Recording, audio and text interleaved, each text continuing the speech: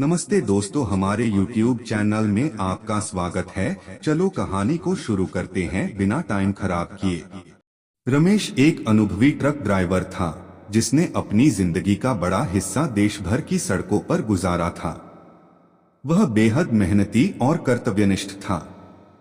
उसकी नजरें हमेशा सड़क पर और मन अपने काम में तल्लीन रहती थी।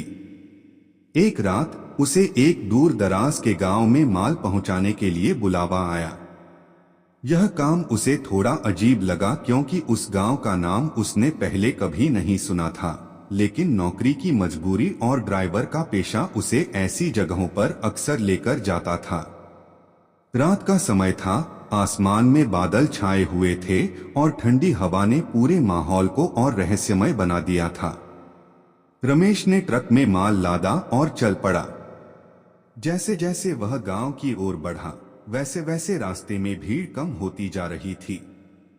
धीरे धीरे रास्ता वीरान होता गया और केवल जंगलों और पहाड़ियों से गुजरने वाला एक सन्नाटा छा गया। कुछ देर बाद उसे एक कच्चा रास्ता दिखाई दिया जो उस गांव की ओर जाता था। उसने सोचा कि इस कच्चे रास्ते पर गाड़ी चलाना जोखिम भरा हो सकता है, लेकिन फिर भी उसने हिम्मत नहीं हारी। अचानक उसे ट्रक के पास ही कोई परछाई सी दिखी। वह चौंका, लेकिन कुछ खास नहीं देखा। उसने इसे अपनी आंखों का धोखा मानते हुए आगे बढ़ा दिया। रमेश उस रास्ते पर करीब आधे घंटे से चला ही था कि एक लड़की की आवाज सुनाई दी। वह चौंक गया और इधर-उधर देखने लगा, लेकिन आसपास कोई नहीं था। तभी ट्रक के सामने अचानक एक औरत आकर खड़ी हो गई। रमेश ने तुरंत ब्रेक मारा, पर वह औरत वहीं खड़ी रही। उसने गुस्से में उतरकर उस औरत से पूछा, तुम यहाँ क्यों खड़ी हो? वह औरत मुस्कुराई और बोली, मैं इस सड़क पर कई सालों से भटक रही हूँ। मुझे इस गांव तक छोड़ दोगे? उसकी आवाज में एक अजीब सा आकर्षण था, लेकिन रमेश को उसकी बातों में कुछ गड़बड़ महसूस। रमेश ने सोचा कि रात के इस सन्नाटे में अकेली औरत को छोड़ना ठीक नहीं है, इसलिए उसे ट्रक में बैठने दिया। रास्ते भर वह औरत चुप रही। अचानक उसने पूछा, तुम्हें डर नहीं लगता कि तुम इतनी अंधेरी और सुनसान सड़क पर मेरे साथ अकेले हो? रमेश ने हंसते हुए कहा, मैंने कई यात्राएं की हैं, मुझे किसी चीज से डर नहीं लगता। पर उसकी इस बात पर वह औरत अजीब तरीके से हंस दी। हंसी सुनकर रमेश का मन विचलित हो गया। उसने सोचा कि ये औरत कौन है और इतने सुनसान इलाके में यह क्या कर रही है। कुछ ही देर बाद रमेश को कुछ समझ नहीं आया और वह उस औरत को शक भरी निगाहों से देखने लगा। लेकिन उसकी हालत ऐसी थी कि वह उससे कुछ पूछने की हिम्मत नहीं कर पा रहा था। जैसे ही ट्रक गांव के करीब पहुंचा, उस औरत ने कहा, अब तुम मुझे यहीं छोड़ दो। रमेश ने ट्रक रोक दिया और उसने उस औरत को उतरते देखा। पर जैसे ही वह उतरने लगी, रमेश ने देखा कि उसके पैरों में कुछ भी नहीं था।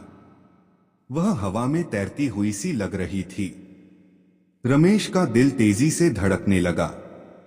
उस औरत ने उसकी ओर देखा और एक गहरी सांस लेकर बोली, तुम्हारे जैसे इंसानों की वजह से मैं सालों से भटक रही हूँ। यह कहते ही उसकी आंखें लाल हो गईं और उसका चेहरा विकृत होने लगा।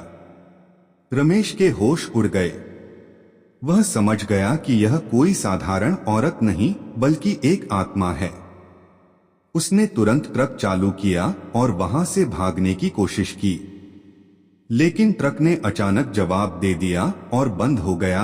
वह आत्मा रमेश के पास आई और बोली, तुम यहाँ से नहीं जा सकते। तुमने मुझे ट्रक में बिठाया है और अब मैं तुम्हारे साथ ही रहूंगी। रमेश ने हिम्मत जुटाई और एक मंत्र का जाप करना शुरू किया जो उसकी दादी ने उसे बताया था। उसके शब्द सुनते ही आत्मा चीख उठी और अचानक गायब हो गई। रमेश को कुछ समय तक कुछ समझ नहीं आया। वह बुरी तरह से डरा हुआ था, लेकिन उसने तुरंत ट्रक चालू किया और वहां से निकलने में सफल हो गया। अगली सुबह जब रमेश अपने दोस्तों को इस घटना के बारे में बता रहा था, तो उन्होंने बताया कि वह गांव कई सालों से वीरान पड़ा है और वहां कई लोगों ने भटकती आत्माओं के बारे में सुना है। इस अनुभव के बाद रमेश ने फैसला किया कि वह ऐसी सड़कों पर अकेले कभी नहीं जाएगा।